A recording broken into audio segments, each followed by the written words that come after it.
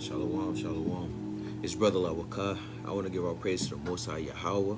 That's the name of the Most High in the Paleo Hebrew. Through his son, Yahweh Shah, who the word ignorantly calls Jesus Christ. And I'll give all praise to the Ox and Akum out there waking up the 12 tribes in these last days in this modern day Babylon that we're living in, man. So this video is called The Who, Why, and When of Isaiah 4:1. We all know Isaiah 4:1 and know this is not a video of the P word that y'all scared of. It's not that. This is the who, why, and when of Isaiah 4:1. The who is it talking about? The why is it happening? And the when is it happening? Simple as that. Turn this down. The thing just randomly got loud. Like, it wasn't even that loud. It just got that loud. All right, calm. We're ready to jump straight into it. All right, we're going to start off with Isaiah 4:1 to bring it out.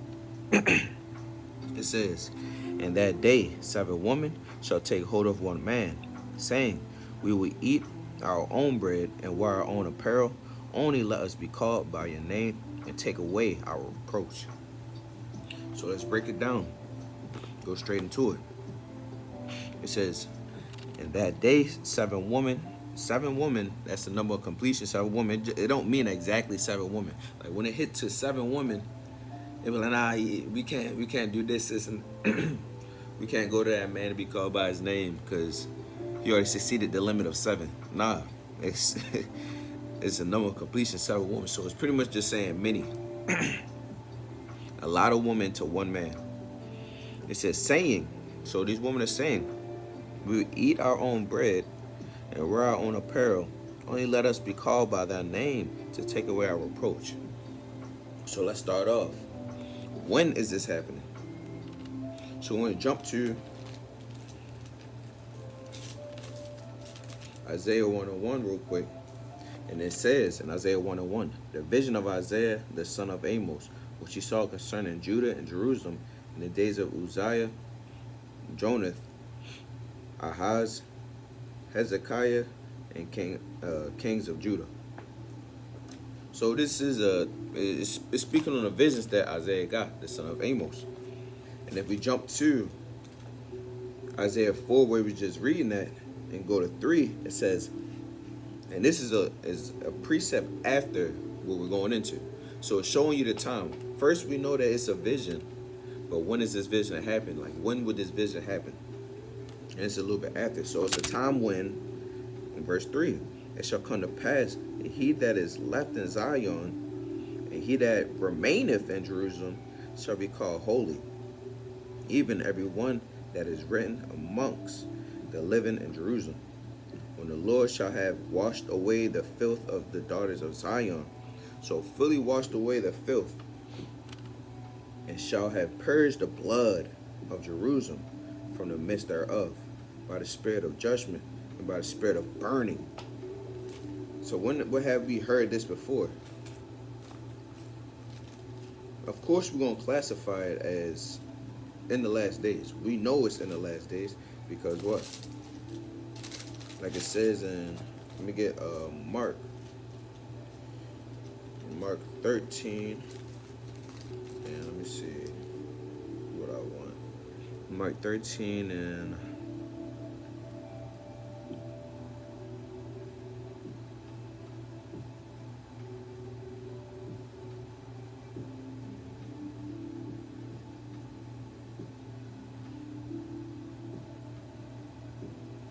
this precept is slipping me. Calm for time's sake. For time's sake, speaking on the precept that says, when the time of the Gentiles be fulfilled, it will be trodden down of the Gentiles until the time of the Gentiles be fulfilled. Just for time's sake. So the trodden down of the Gentiles to the times the Gentiles be fulfilled is that, aka in the last days. So when is the last days? When is this happening? That's in the last days. We all knew that, but just to bring it out, the when in the last days. So why? The why and the who is the most important thing of this video, and why kind of I made this video, just to shed light on it, on why and who. You feel me? So why? We go to 1 Corinthians 7:14. And what am I asking? 1 Corinthians 7:14. And why am I asking? And why would the woman in Isaiah 4:1 be asking, but not asking, but saying, like it says, only let us be called by thy name to take away our reproach? Why would they be saying that? Because in 1 Corinthians 7:14, it says, for the unbelieving husband is sanctified by his wife. So the husband, the unbelieving, let's plain, the unbelieving husband, that's not in this thing, the unbelieving husband is sanctified through his wife. And it says what? And the unbelieving wife is sanctified by her husband. Also were your children unclean, but now are they holy. So they know, they literally know, to put away the reproach, they will have to be called by a righteous man. They're looking for those righteous men in the last days to put away the reproach, put away their sin, to cleanse them. It says they'll be sanctified. You'll be sanctified. You'll be cleansed. You'll be sanctified by that righteous man. So they're all looking for that righteous man in that last days, so the reproach can be put away. Simple as that. It's kind of simple. It's plain like that. They literally know that it will be, their reproach will be put away, their sins will be put away. Not just sins will be put away like they didn't repent, but they will be sanctified through that man. It's a better chance. This is what I mean to say. Just to really sum it up and dumb it down. Not dumb it down, but you know what I mean. It's a better chance for them to make it into the kingdom of heaven if they be one with this righteous man. The righteous man will put in Jake turns, will level them up enough to be worthy to be into the kingdom of heaven. Them being one with that man is going to level them up. They level what? You need level 100 to get into the kingdom. I'm trying to give these examples to make it plain. She level 20, his man level 70. Need to be 100 to get into the kingdom. No, she 30, he's 70. Them being together will make 100. Now both of them can get into the kingdom. Hey, the Most High probably already had mercy on him getting to the kingdom, because the Most High seen him as a righteous man. She trying to put away her reproach so she could be called by his name. No, she trying to be called by his name so she could put away her reproach and make it into the kingdom of heaven. Because by a righteous man, she will be sanctified. They will be sanctified. Simple as that. But to give another thought, off of sanctification, I will go to Matthew 22 and 23. Come on. Get into this quick little breakdown. It says, the same day came to him the Sadducees, which say that there is no resurrection, and asked him. So the Sadducees are talking to Christ, and they're saying, Master, Moses said, if a man die, having no children, his brother shall marry his wife and raise up seed into his brother. They're quoting the law. He says, now there were with us 7 brethren, and the first, when he had married a wife, deceased, and having no issue, left his wife unto his brother. Right? The first one let his brother take his wife after he passed. Likewise the second also, and the third all the way unto the seven.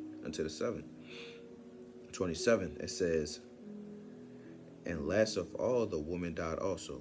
Therefore, in the resurrection, whose wife shall she be of 7? For they all had her. They all was one with this woman before they passed. And Yahushua answered and said unto them, you do err, not knowing the scriptures, nor the power of the Most High. For in the resurrection they neither marry nor are given in marriage, but but are as the angels of the Most High in heaven. But as touching the resurrection of the dead, have ye not read that which was spoken unto you by the Most High, saying, I am the God of Abraham, and the God of Isaac, and the God of Jacob. God is not the God of the dead, but of the living. When the multitude heard this, they were astonished at his doctrine. Yahushua literally told them, the Lord is not the God of the dead, but the God of the living. How does this go into what we're saying? A woman would, I gotta fully break down first. God is not the God of the living. The God is not the God of the dead, but the living. Literally plain saying that. Let me see how easy I can try to make it. While you on this earth, you keeping the commandments. When you die, you're not keeping the commandments of the people on the earth gotta keep. You know what I mean? They're not up there checking. They're not. Angels are having checking the damn food, trying to make sure there ain't no leaven or make sure it's no pork. They're not up there eating. You know what I mean? They're not up there like, damn, we gotta keep the Passover. Like, you feel me? They're going by the whole another set of rules up there. They're going by a whole another set of rules than us on the earth. They say he's the God of the living, not the dead. They have another way of living up there when it comes to the duties of angels and what the Most High have the angels do, and simple as that. On earth, you gotta keep the law, statutes, and commandments. So when you die, like if I have my rib and I die, that's no longer my wife. Simple as that. So it says when touching resurrection, whether it's you being resurrected on this earth or in the kingdom, that won't be your wife. It won't be your wife no more. Think about it. Without this flesh, my spirit going into another body, what would it look like? Some random dude knock on the door, talking about my wife right now is his wife in a pastime. Nigga, get out my face. Don't mush that brother, bro. Like, yo, stop playing with me, bro. What you mean? Because simply because the God the living and not the dead. Once you pass, that ain't your shorty no more, bro. It ain't yours. Simple as that. To put in Jake terms, once you pass, it ain't your girl no more. Whether it's you being regenerated on this earth or in the kingdom, it's not your wife no more. So what does that have to do with this? So that would be another perspective on why, which I fully go by the sanctification. But to add on for another perspective, the woman could be like, I know that I'm put away my reproach, so I want to be called after his name. And also, I know in this lifetime before kingdom be on earth, heaven be on earth as it is in heaven,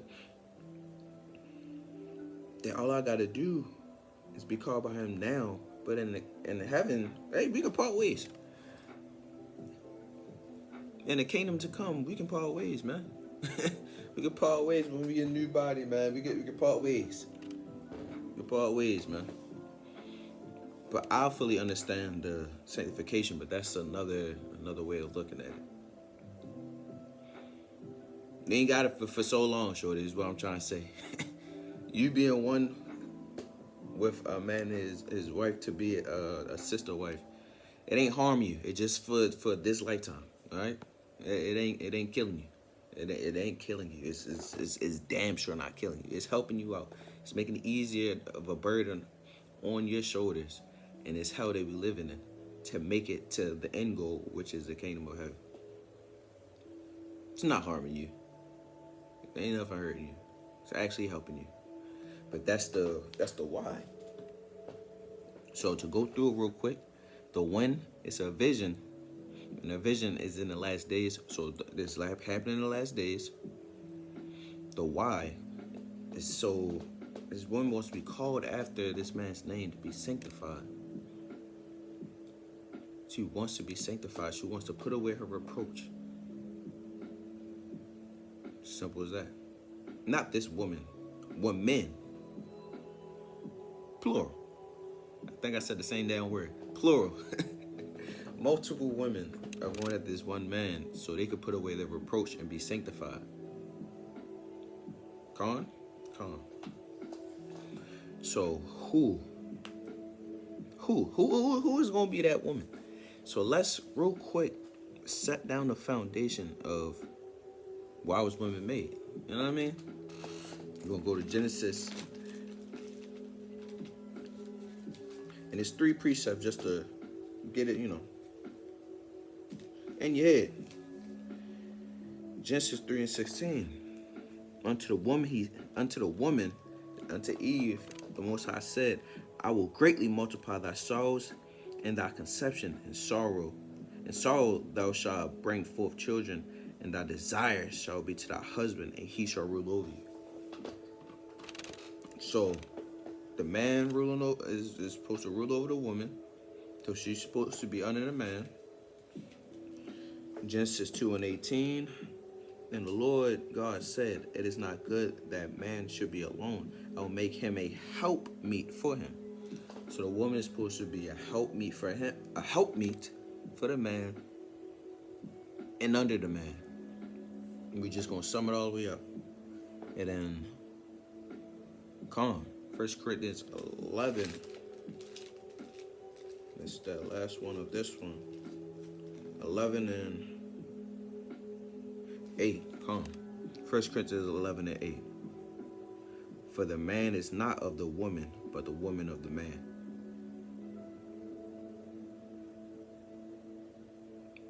9. Neither was the man created for the woman, but the woman for the man. So the woman was created for man to be a helpmeet for the man and under the man. So everything goes into really being a helpmeet for man, to help the man. Hey, that's it. Not that's it as in nothing else you can do, but that's what you was created to do. You're created to be a helpmeet for man. Definitely drill it in there when it comes to Eve. And the Most High said, your desire will be for the man, and he will rule over you. Whether you believed it before, then, or after, that's what the Most High put on Eve. Just like on Adam, he said, you the sweat of your brow, completely paraphrasing, the sweat of your brow will you eat bread. AKA, you'll work till you die, pretty much. To sum it up, he said, you'll work till you die. Same way, brothers got to deal with that. You got to deal with the man reigning over you. Just deal with it. So with us knowing, and this is where we put on our, what they call it, the thinking caps. With us knowing what's the way of the creation of woman, we will know who will be the one in these last days. And I'm going to reread Isaiah 4:1. Who's going to be this woman doing this? Isaiah 4:1, and it says, in that day, aka as we know, in the last days, woman shall take hold of one man. In that day, 7 women shall take hold of one man, Salakia, saying, we will eat our own bread and wear our own apparel. They're saying, hey man, you ain't got to worry about nothing I eat or none of my clothes. Only let us be called by thy name to take away our reproach. Just let us be called by your name. Take away my reproach. Just let me be called by your name to sanctify me, so Lord willing I can make it into the kingdom. Why? And who will be the woman saying that? Let's think about it. Because it's a list of 3. And this is my list of 3. If you disagree, let me know. Let me know. So 1, who will be the woman? First off, it is not just some random woman coming out of nowhere wanting to take away her reproach. And I don't know whether y'all know this, but this is the one I want to connect. Exodus 31 and 10. And I need folks to really hear this part. Exodus 31 and 10. In the law, put it side by side by Isaiah 4:1. And Isaiah 4:1, what did they say that them females were saying? It says, we will eat our own bread and wear our own apparel. Where did we hear that from? Exodus 21 and 10. It says, if he take him another wife, so this is in the law. This is a law. If a man takes another wife, her food, her raiment, and her duty of marriage shall he not diminish. Her food and her raiment, her food and her clothes. Damn. So they're quoting in Isaiah 4:1. Those women are quoting Exodus 31 and 10. So they know the law. You ain't never think of that, did you? They know the law. They're quoting the law to this man. I know if you take another wife, you're supposed to, like, my food and my raiment, you gotta take care of it. Hey, I'll do it myself. Just let me be called by your name. They are females in this thing. They're females that know the truth. These ain't just Eve in the world. Don't act like it's just Eve in the world. It's not Eve in the world. They quoted Exodus 21 and 10. They know the law. They know that that's what's going to sanctify them. That's why they going to this man. No random woman in the world just be like, man of God, man, and they don't, you feel me? Even then, wipe it. That's not even what we talked about. In Isaiah 4:1, they said it. They said, our food and our raiment, amen, we'll take care of it ourselves. They literally quoted the law. So who will be a woman that know the law, that know this truth, but still have to go to a man, be like, man, put away my reproach. I don't care that it's 7 of us, man. Just come on. 3, 1, a female, and I'm gonna elaborate on it. A female that's single. Why would I say that? A female that's single? Because if you're a helpmeet for a man, and your blessings come through the man, just like we all know in 1 Corinthians 11 and 3, you know, it's the Most High, Christ, man, woman, children. If my blessings come through Christ, come from the Most High through Christ, then your blessings come through the Most High, Christ, and man being brought to you. Plain. So if you're being a helpmeet for man, if you're single, that will put you in that category. And this, all 3 goes into one person. Ask yourself, are you this person? Are you a single, first of all, are you the single sister? You have no man to tend to. You can't really put no works in as a helpmeet because you have no damn man. You just want to be single, just throwing damn scriptures in your story all the time, talking like you waiting for the right man. And the Most High done brought you righteous men around, and you just scared to even court. You're scared to even talk to anybody, but you're scared. What you're really scared of, you're scared of reproach. You're scared of a man to really get in your tail and notice that you're really not even doing anything. You just know that you're Israel wearing a dress and a head wrap, and that's it. You're just wearing a dress and a head wrap and thinking you holier than thou, throwing up scriptures, acting like you just meditate, and you walk around with your damn toes out in the sand talking about I'm grounding. Mixing old wine, or putting old wine in a new bottle, put a new wine in the old bottle. Just being goofy. You're the single sister without a man that has to bring it back. Single sister without a man to actually put forth being a helpmeet. You're a single sister. It's 2, have no congregation. So even if you didn't have a man, you be in a congregation would what? If you're not helping your man, you can help the men of the Lord. Bring out the word. You can do different works. Help brothers out, like bring out waters. Help when it comes to feast days. Serving. Set up. It's a lot. It's a lot. You know what I mean? It's a lot. You can just help out the men of the Lord. You can help out. That's still being a helpmeet for men. You're being a helpmeet for the men of the Lord and the ministry that the Most High brought forth. This is all 3 in one. You're single. You don't have no congregation. See that finger? I should have went from the top. It is what it is. My bad. Don't screenshot. You're geeking if you do. The 3rd one is a damn, what they call it? Individualite. A person that don't that's not being taught by anyone. You just watch videos all day. You don't even talk to people. You don't talk to nobody. You just by yourself, trying to do this by yourself. Have no sisterhood. You just learn from videos. That's gonna be you in these last days. I know you watch them damn polygamy videos, man. You hate it. You hate it because you're still waiting for the right man. Still waiting for the right camp.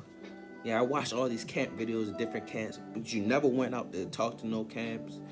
You never actually been in person to see these camps. You're just watching on YouTube, talking about you scouting. You're not scouting. You're bluffing. You're geeking. You feel me? Good. All in three, all in one. Single sister. Start from the top. You're a single sister. You have no congregation in your individual life. What works are you putting in? Imagine me being a sister coming in this thing and trying to talk about how can I be because it says you're supposed to teach the young sisters to love their husband. Why the hell would I talk to you? You have no husband. You're not in no congregation to learn a damn thing or to learn and let me know how can I help the congregation. You don't even know how to do that, and you're a damn individual. You don't even want to talk to me. All you do is watch videos. What the hell are you gonna do? And how are you gonna help or teach a sister how to be a princess of the Most High, man? A daughter of Zion. How would you teach that? How can you teach that? You're a Pharisee. You know the law from watching it, but you can't do as you do because you have no damn man. Those are going to be the females that's all grouped up looking for that righteous man. And like I said, they quoted the law. So these are sisters that's, I'm not saying in this thing, but they know the truth. These are females that know the truth. They know they're Israel. They know they got to keep laws, statutes, and commandments. They know that multiple wives is lawful. Come to the scriptures. They know all these breakdowns. They know those things. They know the basics. But did they put in work? No. To the point that they feel like me on my own, I can't make it to the king. I know I ain't got no chance. So for me to have a chance, I want to be one with a righteous man. Amen. To the righteous man. Amen. I'll take care of my food and raiment because I know that's in that law. I take care of my food and raiment. Just let me be called by your name to put away my reproach. Plain. That's literally the who, why, and when. So the females that's opposite from that has more of a damn way to get into it. We said what? Single, without a congregation, individual life. We're going to start by there. A female that has a man. I'll speak on my wife. Because she got all three. She has a husband. She tends to me every day. She cooks, you feel me? Like, if we need to talk about something, we talk things out, we speak on things. It's more ways that she can help a man of the Lord prosper and grow in this thing and really be a helpmeet because she has a husband to be a helpmeet too. She has a congregation. We're part of WFI. She has a congregation. When she's not helping me, which is still is good enough works in my eyes. In my eyes. Obviously not the most high. In my eyes, I'm like, she does a lot. In my eyes, to me, she still goes forth to make food for brothers, make food for different feast days, help out with setting up feast days and all that stuff. She has a congregation, so these are more works, and she's not a damn individual. Like, she outside of the camp, she still has sisters that ask her for counsel, still ask her for like different things. Can you break this down? Can we talk about this? Talk about that? She can teach a younger sister how to be a husband, a helpmeet, and a wife to a man of the Lord. She can teach that because she is that. She is a helpmeet to a man of the Lord. Those are the women that's not going to be in that damn prophecy looking for a righteous man to put away the reproach. The ones that are the opposite. The single sister that's not no damn camp and that's a damn individual, like trying to do things on her own, just watching videos all day. And you barely keep on a damn skirt. You go off of your mind. Ain't nobody reprove you. You're an individual. Like, nobody reproves you. Nobody said like, yo, you need to wear them. You need to wear them. And even if they do, you don't even text them messages. You just say, I know, and that's it. You don't even reply half the time. You go out with your worldly you go out with your worldly friends and put on pants, but then when you take pictures for Instagram, you put on dresses. You don't go out to no camp. So what you going out to camp, you keeping a Sabbath day, which is a holy convocation, you're not keeping that right. Feast days, you're doing it by yourself, you're not keeping that right. You're doing it by yourself. All of these as holy convocations, you're doing it by yourself. And that's within it. That's the basics of it. We doing what we can do to the best of our abilities. You're not. You can group up with people. You choose not to group up with people. You feel me? So that's simply the who, why, and when of Isaiah 4:1. I don't think I have any more points that I needed to put. So this is a kind of quick video. So I want to give our praises to the Most High Yahweh. That's the name of the Most High in the Paleo Hebrew, through his son Yahweh Shah, which the word ignorantly calls Jesus Christ. This is Brother Lawakah, the Lawakah. Shalom.